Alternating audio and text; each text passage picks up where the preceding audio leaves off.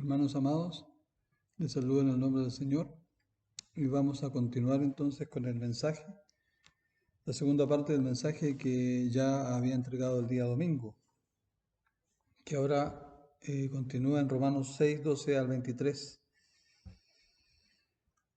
Ahí establecimos que la santificación es el estado en el que se sitúa el creyente genuino frente a Dios, luego de haber sido salvo.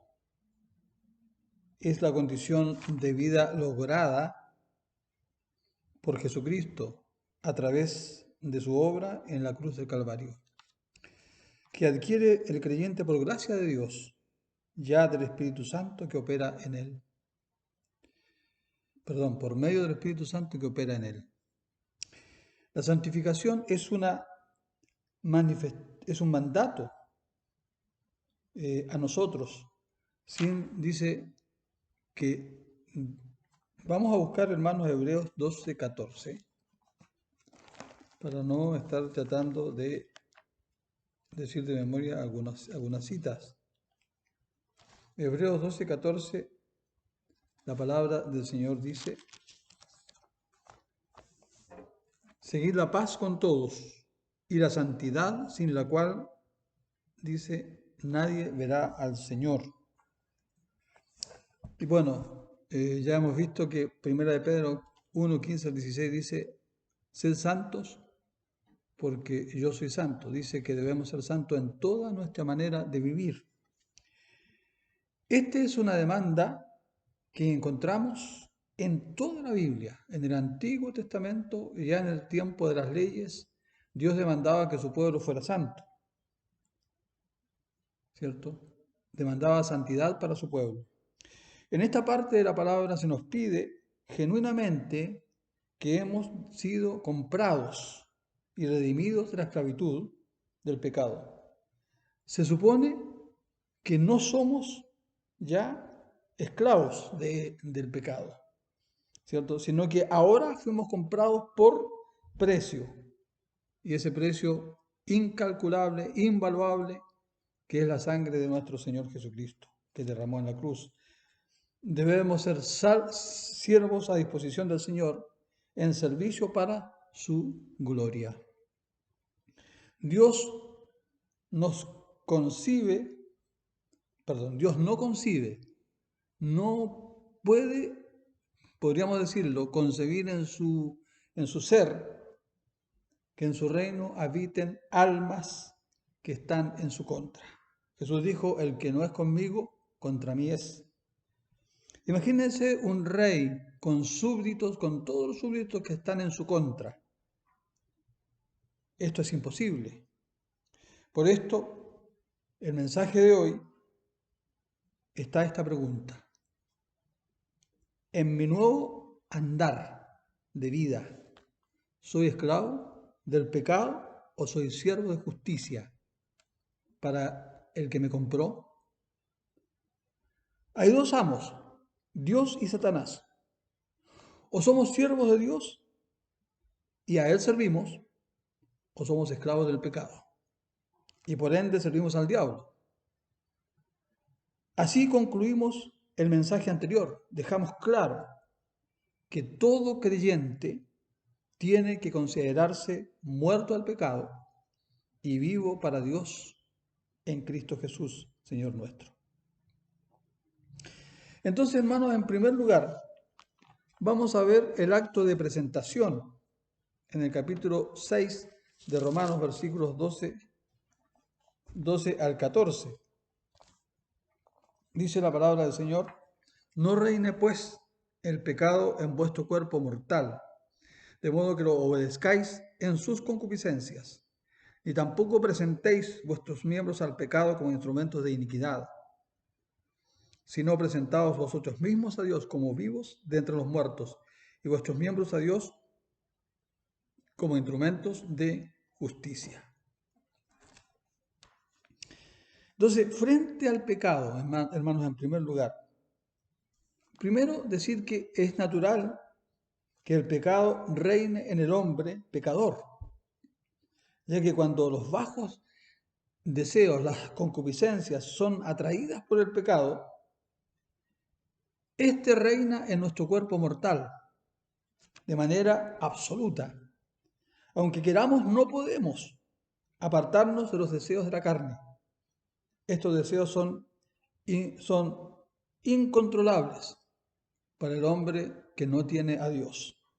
En segundo lugar, es natural también que un creyente haya establecido un nuevo reino en su vida, en su cuerpo, en su espíritu, en su alma, ya que nuestro viejo hombre, como lo veíamos en el mensaje anterior, en el pasado, fue crucificado juntamente con Cristo. Eso lo leíamos en Romanos 6:6. Con el fin de poner fuera, ¿cierto?, fuera de uso, el cuerpo mortal o el cuerpo del pecado, para que ya no sirvamos más al pecado.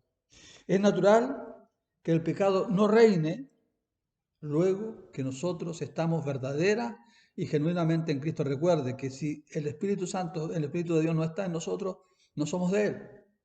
En tercer lugar, también es natural que si estamos sirviendo a Dios, ¿cierto? Si estamos sirviendo a Cristo, no se nos ocurra presentar nuestros miembros al pecado como instrumentos de iniquidad. Mire lo que dice el versículo 13. Dice la primera parte, ni tampoco presentéis vuestros miembros al pecado como instrumentos de iniquidad. Tenemos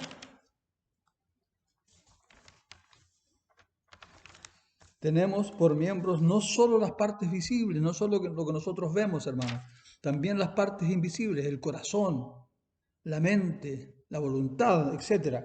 El instrumento de maldad es todo aquello que es útil para hacer injusticia e iniquidad. Hemos dicho entonces, en primer lugar, frente al pecado. Ahora veremos frente a Dios. La parte B dice, sino presentaos vosotros mismos a Dios como vivos de entre los muertos y vuestros miembros a Dios como instrumentos de justicia.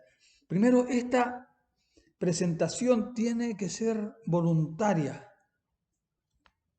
Dios no ha de obligar a nadie para servirle, sino que deja claro en su palabra la petición por medio de la cual el creyente entenderá su responsabilidad delante de Dios para ofrecer sus miembros a su servicio. Segundo, esta presentación se expresa en Romanos 6:1. ¿Qué pues diremos? Perseveraremos en el pecado para que la gracia abunde, como una presentación de carácter vital. Perdón hermano, es el capítulo 12, versículo 1, eso es, no es 6:1.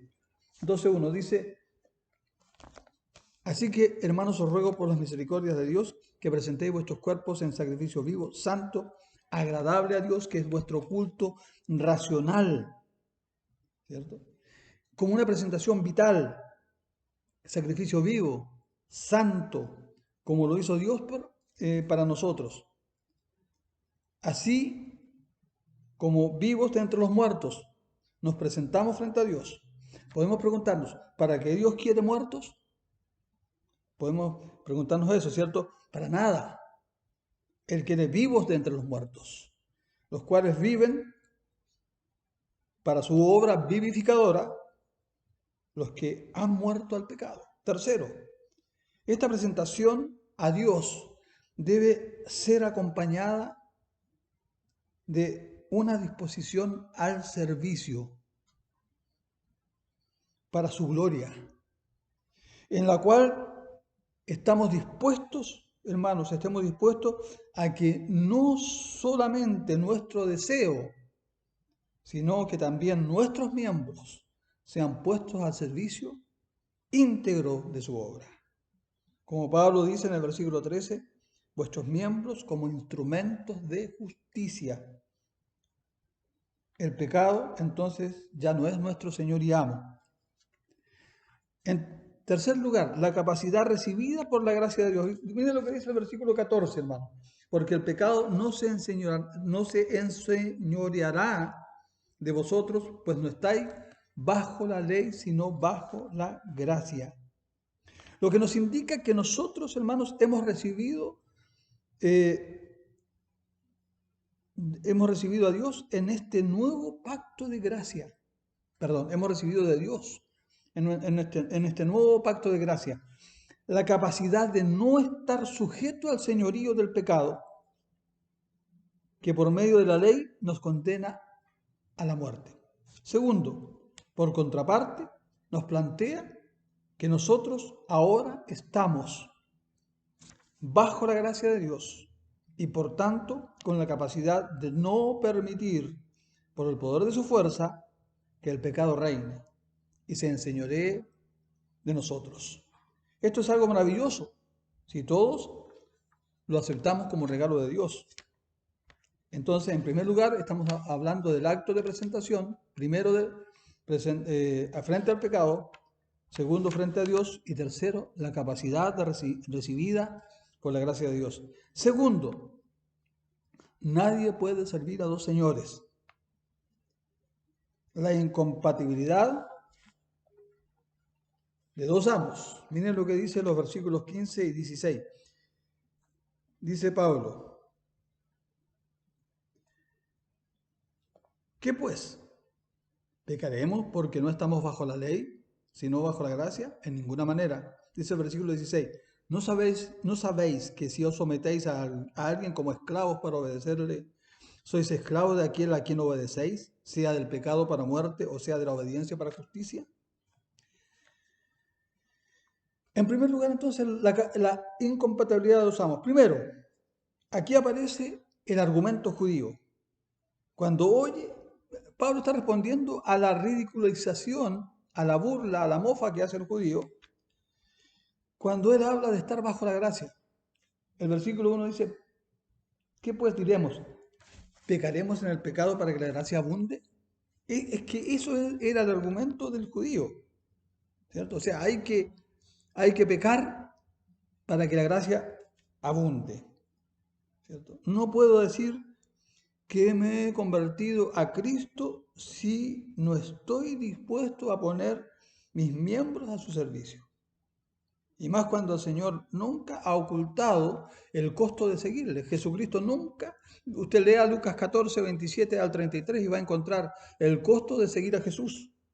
Y lo dijo él mismo, ¿verdad? El Kyrios, el Señor, antes no podía hacer que le sirviéramos. Estaba fuera de los derechos civiles, por tanto no podía gobernar en la vida de los que estaban al servicio del pecado. Eso ocurría con nosotros, hermanos amados, ¿cierto? Segundo, ya el mismo Señor Jesucristo lo había declarado en forma, esto es radical, hermanos, lo voy a volver a leer, es algo que vimos también en el mensaje anterior, Mateo 6:24, dice la palabra del Señor, ninguno puede servir a dos señores porque o aborrecerá al uno y amará al otro, o estimará al uno y menospreciará al otro. No podéis servir a Dios y a la riqueza. Hermano, aunque aquí habla de riquezas, estamos hablando de cualquier idolatría, de cualquier tipo de objeto, persona que ocupe el lugar de Dios. ¿Cierto? Lo que nos indica con claridad la incompatibilidad que existe cuando pretendemos, hermanos amados, pretendemos tener dos amos con deseos antagónicos para servirles. Está claro, hermanos, que el Señor no admite competencia alguna en cuanto a nuestro servicio. Voy a volver a leer, hermanos, buscando Romanos 6, 16, 16, dice, ¿no sabéis que si os sometéis a alguien como esclavos para obedecerle, sois esclavos de aquel a quien obedecéis, sea del pecado para muerte o sea de la obediencia para justicia? Las exigencias, hermanos, de nuestro Señor. Mire, voy a leer para esto, hermanos, vamos a usar Mateo 8, 38 al 48. Perdón, 34 al 38, eso es. Mateo 8, 34 al 38. La palabra del Señor, hermanos, acá nos dice, nos ayuda claramente en lo que estamos hablando. Dice el Señor lo siguiente.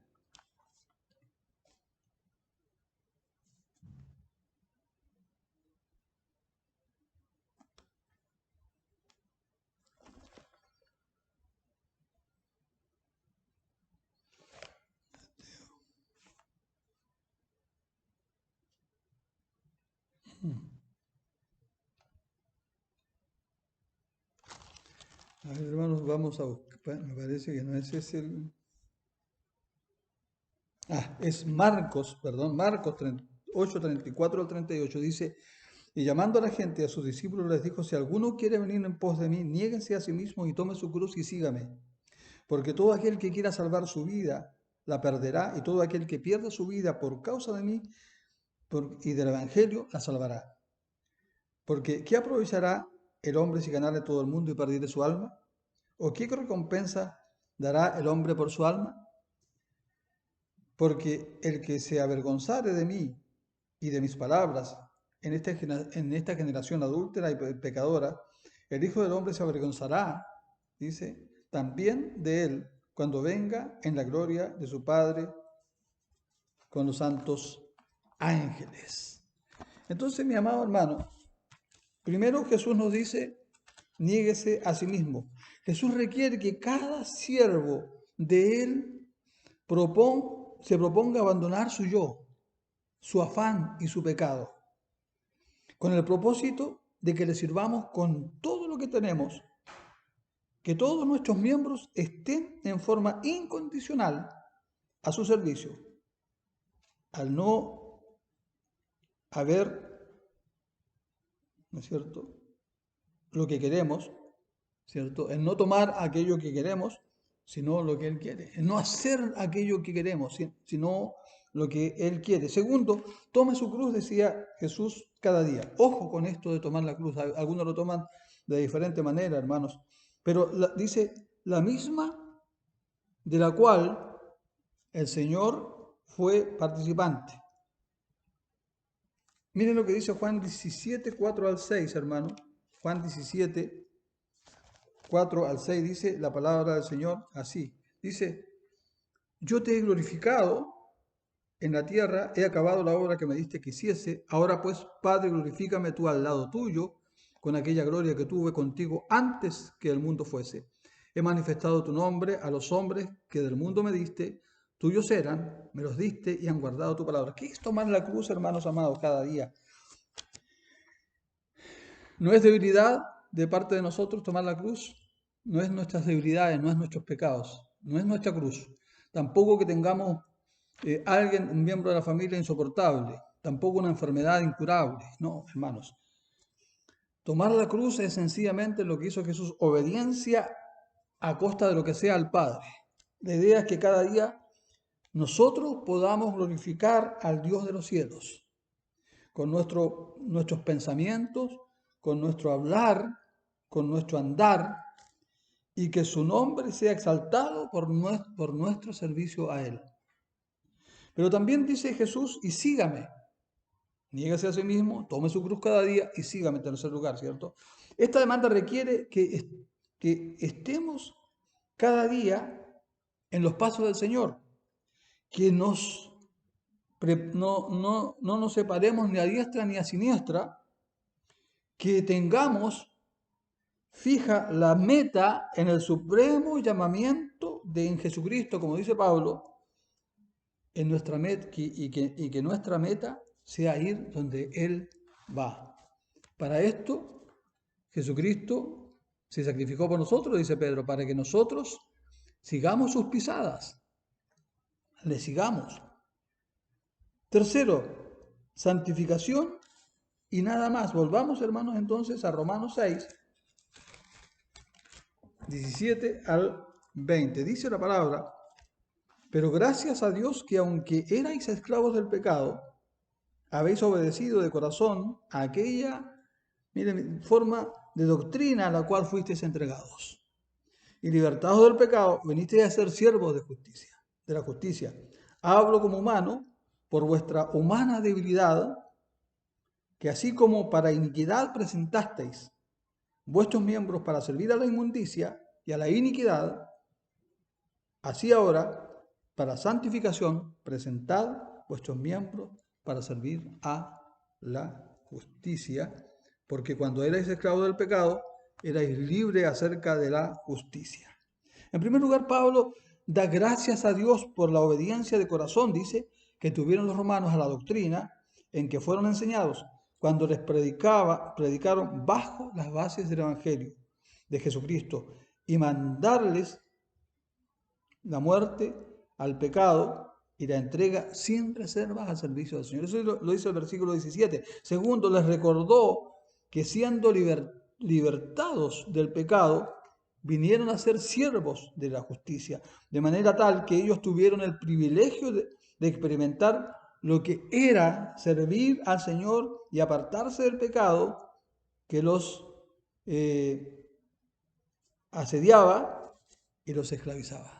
¿Cierto? Como dice el versículo 18, libertados del pecado, vinisteis a ser siervos de la justicia. Tercero, Pablo hace un llamado a que la misma intensidad de que servimos al pecado, ahora sirvamos a Dios. Es una realidad, hermanos, que si los cristianos predicáramos con la misma intensidad que antes pecábamos, este mundo estallaría. Este mundo diría a aquellos que trastornan las calles, los pueblos, las ciudades, ¿verdad? Diría así. Por tanto, ahora, para santificación, presentad, dice Pablo, ¿cierto?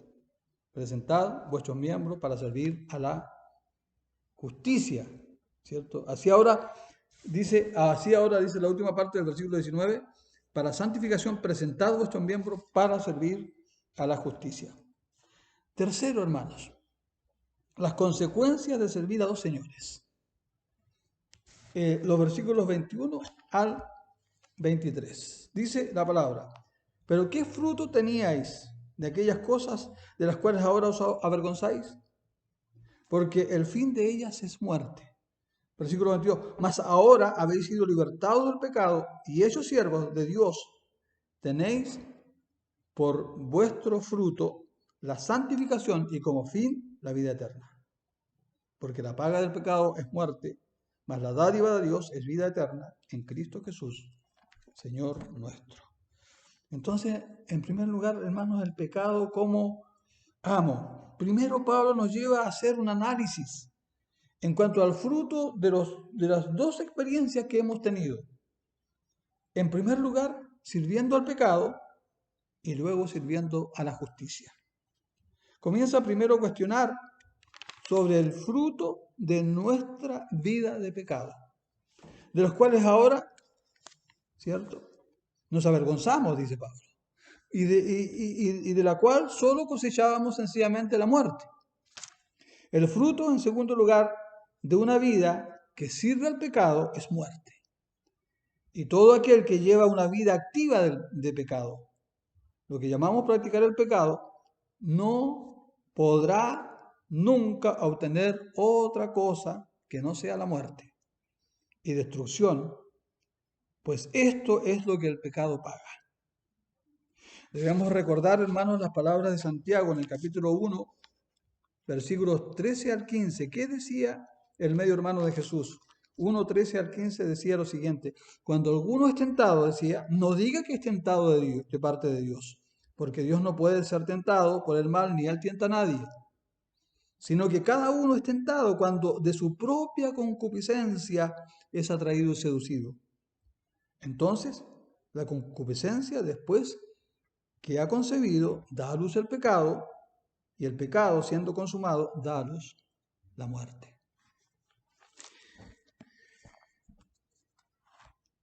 En segundo lugar, la paga a la justicia como amo. ¿Qué dice el versículo? Vamos a volver a leer el versículo 22. Más ahora que habéis sido libertados del pecado, dice Pablo, y hechos siervos de Dios, tenéis por nuestro fruto la santificación y como fin, dice Pablo, la vida eterna.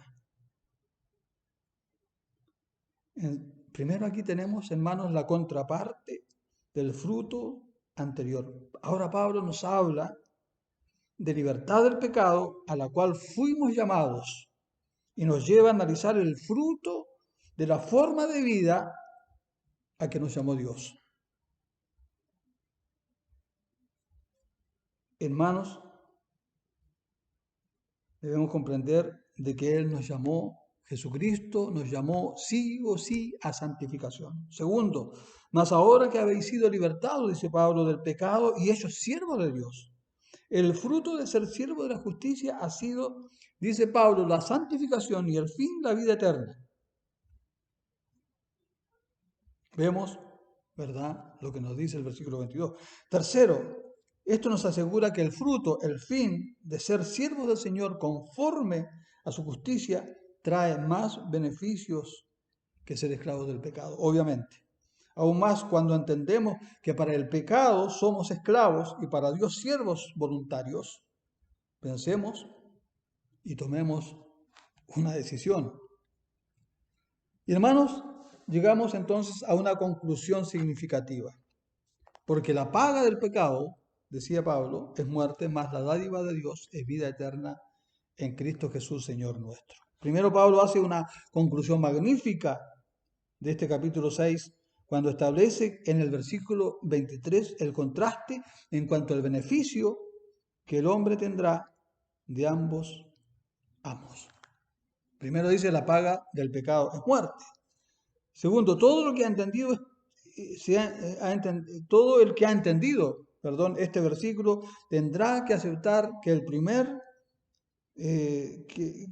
amo que nosotros tuvimos y le servimos y obtuvimos de él, ¿no es cierto?, una paga, un salario. Todos estuvimos bajo el pecado, ¿cierto? Aquellos que somos hijos de Dios hoy día, y la paga en ese momento y el salario para nosotros era la muerte, por el servicio que le prestamos. Debemos aceptar además que fuimos esclavos y que no pudimos, por nuestro esfuerzo, liberarnos de su esclavitud. Tercero, por otro lado, hemos comprendido que por la gracia de Dios recibimos la libertad de la esclavitud del pecado, recibimos la libertad de la esclavitud del pecado, ¿cierto? La vida, eso maravilloso, la paga es la vida eterna. Por tanto, tenemos una deuda con Él, lo que nos debe llevar por medio de nuestro servicio a agradecerle su obra de redención. Cuando hablamos de redención es comprar otra vez, ¿cierto?, a través de la sangre de Cristo, pues sabemos que no podemos pagarle, no podemos retribuir con nada de este mundo, con todo el oro del mundo, no podemos retribuir a Dios lo que Él hizo por nosotros a través de Jesucristo. Lo que nos dio fue un regalo. Creo que este es el amor. Pablo habla de la dádiva, habla del regalo de Dios en Cristo Jesús, Señor nuestro. Hermanos, entonces este es el amo, Cristo es el amo más maravilloso que hemos imaginado. ¿Quién, hermanos, no anhelará abandonar el pecado con esta recompensa? Además de conocer al gran amo y Señor que tenemos, el cual nos defiende y nos consuela, aparte de habernos libertado de la esclavitud del diablo. Ahora nos da la capacidad para disfrutar de los beneficios que tiene el Hijo que queda en la casa, aun cuando somos siervos de Él.